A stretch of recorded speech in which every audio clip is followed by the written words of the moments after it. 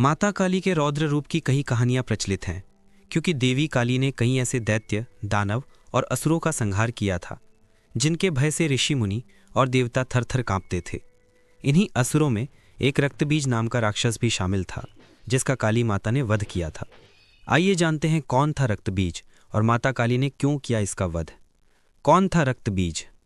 धार्मिक कथाओं के अनुसार रक्तबीज एक दानव था जो महर्षि कश्यप और दिति के गर्भ से पैदा हुए था। मान्यता है कि रक्तबीज ने भगवान शिव की कठोर तपस्या की।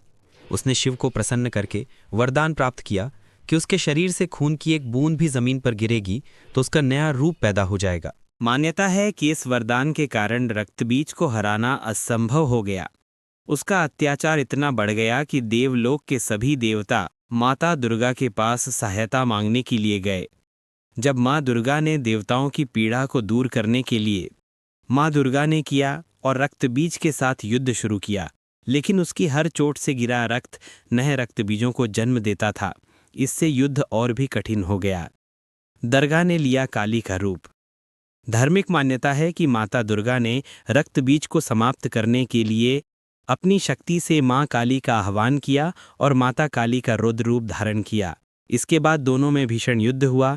जैसा कि दानव रक्तबीज को वरदान प्राप्त था, तो वो युद्ध में हर बार नए रूप में उत्पन्न होता, लेकिन माता काली ने अपने भयानक रूप में रक्तबीज के रक्त को जमीन पर गिरने नहीं दिया, बल्कि उसके खून को अपनी जीभ से पी लिया था, जिसके बाद रक्तबीज को पूरी तरह नष्ट कर दिया। असुरों के संहार के लिए माँ दुर्गा के कई रूप।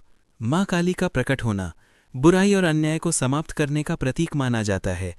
माता ने अधर्म और अत्याचार को खत्म करने के लिए कई अवतार लिए हैं, जिनकी आज अलग अलग रूप में पूजा होती है। इसके साथ ही उन्होंने ये दिखाया कि अधर्म और अत्याचार के विरुद्ध जब अन्य उपाय विफल हो जाते हैं, तब शक्ति का आह्वान किया जाता है। सबसे शक्तिशाली दैत्य था रक्तबीज। माता ने महिषासुर, धूम्रविलोन और शुंभ निशुंभ जैसे राक्षसों का अंत करने के लिए अलग अलग रूप धारण किए, लेकिन इस सभी दानवों में रक्तबीज सबसे भयंकर, मायावी और बलशाली था, जिसका अंत करना देवताओं के वश की बात नहीं थी। इसलिए देवता माँ दुर्गा के पास गए और उनसे विनती की, जिसके बाद माता ने काली रूप में रक्तबीज का वध करके धर्म और न्याय की स्थापना की। उसी दिन माता काली की पूजा की जाती है। रक्तबीज और माता काली के युद्ध की कहानी मार्कंडेय पुराण में विस्तार से बताई गई है।